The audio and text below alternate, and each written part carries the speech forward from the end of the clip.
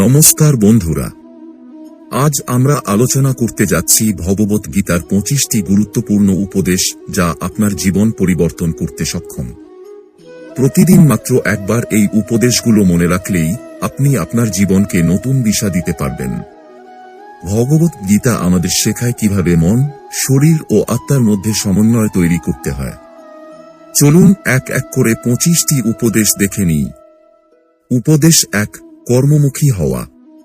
বন্ধুরা, শ্রীকৃষ্ণ আমাদের শেখান আমরা শুধু আমাদের কাজের জন্য দায়ী, কিন্তু ফলের জন্য নয়।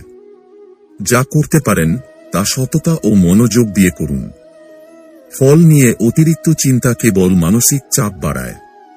ধরে নিন একজন ছাত্র পরীক্ষা দিচ্ছে, সে তার সেরাটা দিচ্ছে, কিন্তু রেজাল্ট নিয়ে চিন্তা করে রাতে ঘুম হারায় না।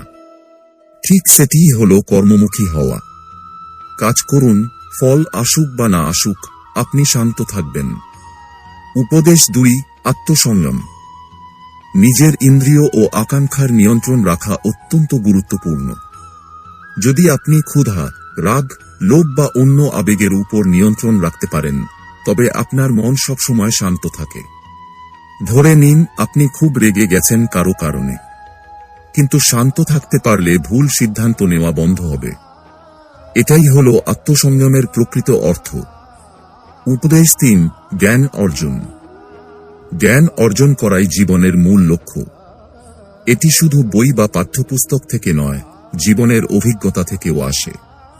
যদি আপনি প্রতিদিন নতুন কিছু শিখেন, সমস্যার সমাধান করতে পারেন বা অন্যকে সাহায্য করেন, সেটাই হলো বাস্তব জ্ঞান। জ্ঞান আপনাকে জীবনযাত্রার প্রতিটি সিদ্ধান্তে সাহায্য করে। উপদেশ 4, ধৈর্য ধারণ। কঠিন সময়ে ধৈর্য হারাবেন না। সমস্যা অস্থায়ী, কিন্তু ধৈর্য স্থায়ী। ধরে নিন আপনি চাকরিতে ব্যর্থ হয়েছেন। যদি আপনি ধৈর্য ধরে চেষ্টা চালান, শীঘ্রই অন্য সুযোগ আসবে। সাবধান ও ধৈর্য, এই দুটি গুণ আপনার জীবনকে সহজ করে দেয়। উপদেশ 5, নিরপেক্ষতা। জীবনের সুখ ও দুঃখের মধ্যে সমান দৃষ্টিভঙ্গি রাখা অত্যন্ত গুরুত্বপূর্ণ। যখন কেউ আপনার প্রশংসা করে বা সমালোচনা করে, তখনও শান্ত থাকুন। আপনার মনে শান্তি হারালে প্রতিটি সিদ্ধান্তই বিপদের মুখোমুখি হবে। নিরপেক্ষ মনোভাব আপনাকে সব পরিস্থিতিতে স্থিতিশীল রাখে। উপদেশ 6, অহংকার এড়ানো। নিজেকে মহান মনে করবেন না। অহংকার কেবল আপনার সম্পর্ক এবং সাফল্যকে ক্ষয় করে। যদি আপনি আপনার সাফল্য নিয়ে অহংকারী হন, বন্ধুত্ব, সম্পর্ক ও সম্মান সবই ক্ষতিগ্রস্ত হতে পারে। সত্যিকারের শক্তি আসে নম্রতা থেকে। উপদেশ 7, সৎ আচরণ। সদাচরণ করুন এবং মানুষের সাথে সদয় ও ন্যায়পরায়ণ হন। সৎ আচরণ কেবল আপনার মনকে শান্ত করে না, মানুষের মধ্যেও সম্মান জাগায়। উদাহরণ, আপনি যদি আপনার ব্যবসায় সততা বজায় রাখেন, মানুষ আপনার দিকে বিশ্বাসের সঙ্গে তাকাবে। সত্য ও সৎ পথেই দীর্ঘমেয়াদী সফলতা। উপদেশ 8, মানসিক শক্তি বৃদ্ধি। মনের উপর নিয়ন্ত্রণ রাখলে কোনো বিপদ আপনাকে ভেঙে ফেলতে পারবে না। ধ্যান, প্রার্থনা এবং নিয়মিত আত্মসমীক্ষা মানসিক শক্তি বৃদ্ধি করে। যখন আপনি মানসিকভাবে শক্তিশালী হবেন, তখন যে কোনো সমস্যার সমাধান সহজ হয়ে যাবে।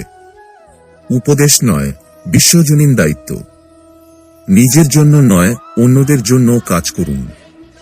যদি আপনি শুধুই নিজের স্বার্থে থাকেন, জীবন নিঃসঙ্গ হয়ে যাবে। পরোপকারে শান্তি ও সুখ লুকানো থাকে। একটি ছোট উদাহরণ, যদি আপনি প্রতিবেশীর অসহায়কে সাহায্য করেন, আপনি নিজের জীবনে অভূতপূর্ব শান্তি পাবেন। উপদেশ 10, ত্যাগের মানে। অতিরিক্ত ইচ্ছা ও বাসনা ত্যাগ করুন। যখন মানুষ ত্যাগ করতে শেখে, তখন জীবনে সত্যিকারের সুখ আসে।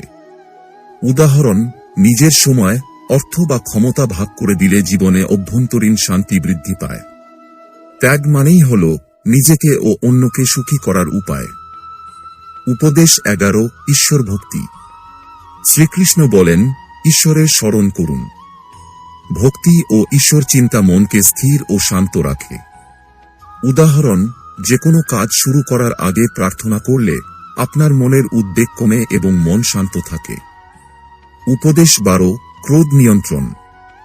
ক্রোধ কখনো সঠিক সিদ্ধান্তে সাহায্য করে না। যখন আপনি রেগে যান, তখন আপনার মস্তিষ্ক সঠিকভাবে কাজ করতে পারে না। শান্ত মনের দ্বারা সবকিছু সহজ হয়। সুতরাং রাগের সময় গভীর শ্বাস নিন এবং পরিস্থিতি ঠান্ডা মাথায় বিবেচনা করুন। উপদেশ 13, সত্যবাদিতা। সবসময় সত্য বলুন। সত্যিকারের শক্তি কেবল সত্যে নিহিত। উদাহরণ, যদি আপনি যে কোনো পরিস্থিতিতেই সত্য বলেন, মানুষ আপনার প্রতি বিশ্বাস ও সম্মান বৃদ্ধি পায়। উপদেশ 14, অহমিকা দূরীকরণ। নিজেকে ছোট বা বড় ভাববেন না। সমতা বজায় রাখলে জীবনের সব বাধা সহজ হয়। যে ব্যক্তি অহংকার ত্যাগ করে, সে সকল পরিস্থিতিতে স্থিতিশীল থাকে। উপদেশ 15, সবার প্রতি সমান দৃষ্টি। সব মানুষ সমান। সবার প্রতি শ্রদ্ধাশীল থাকলে সম্পর্ক শক্তিশালী হয়। আপনি যাদের সঙ্গে কাজ করেন, তাদের প্রতি সমান দৃষ্টি রাখুন। উপদেশ 16, লোভ ত্যাগ। লোভ ও অতিরিক্ত আকাঙ্ক্ষা ছেড়ে দিন। একটি সহজ জীবন শান্তি ও আনন্দ আনে। যখন আপনার আশা সীমিত হয়, মন শান্ত থাকে এবং সুখ বেশি অনুভূত হয়। উপদেশ 17, সতর্ক মন। মনের উপর নিয়ন্ত্রণ রাখলে বিভ্রান্তি কমে। সতর্ক মন দিয়ে প্রতিটি সিদ্ধান্ত নিন। উদাহরণ, বড় কোনো বিনিয়োগের আগে শান্তভাবে বিশ্লেষণ করুন, আবেগে নয়। উপদেশ 18, নিয়মিত ধ্যান। প্রতিদিন ধ্যান করুন। এটি মনকে প্রশান্ত করে এবং জীবনে স্থিরতা আনে। যখন মন শান্ত থাকবে, আপনার সমস্ত কাজও সহজভাবে সম্পন্ন হবে।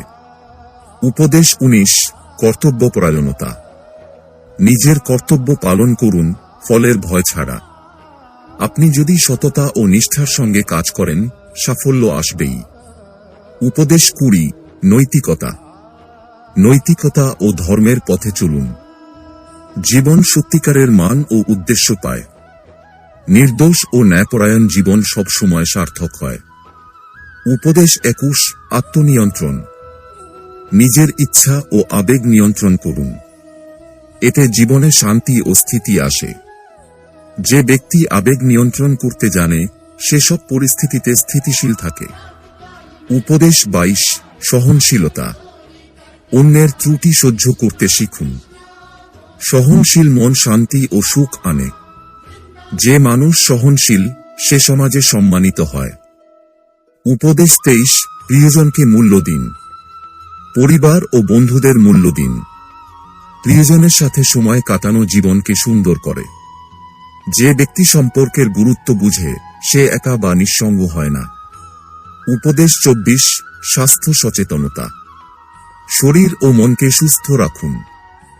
শক্তিশালী শরীরে শক্তিশালী মন থাকে। প্রতিদিন ব্যায়াম, সুষম আহার ও পর্যাপ্ত ঘুম মেনে চলুন। উপদেশ 25, ধ্যান ও জ্ঞান মিশ্রণ। শেষে ধ্যান ও জ্ঞান একত্রিত করুন। জ্ঞান অর্জন ও ধ্যানের মাধ্যমে আপনি সত্যিকারের মুক্তি পাবেন। জ্ঞান দিয়ে বোঝা যায় কি কাজ ভালো, এবং ধ্যান মনকে স্থিতিশীল করে। বন্ধুরা, এই ছিল ভগবত গীতার 25টি গুরুত্বপূর্ণ উপদেশ। প্রতিদিন মাত্র একবার মনে রাখলেই জীবন হবে সুন্দর, শান্তিপূর্ণ এবং সফল। এই শিক্ষাগুলো শুধু শোনা নয়, বাস্তবে প্রয়োগ করতে হবে। আপনি যদি সত্যি এগুলো অনুসরণ করেন, জীবনে শান্তি, সমৃদ্ধি এবং পরিপূর্ণতা আসবেই। ভিডিওটি ভালো লাগলে লাইক, শেয়ার এবং সাবস্ক্রাইব করতে ভুলবেন না। আপনাদের ভালো থাকা কামনা করছি এবং জীবনকে সুন্দরভাবে কাটান।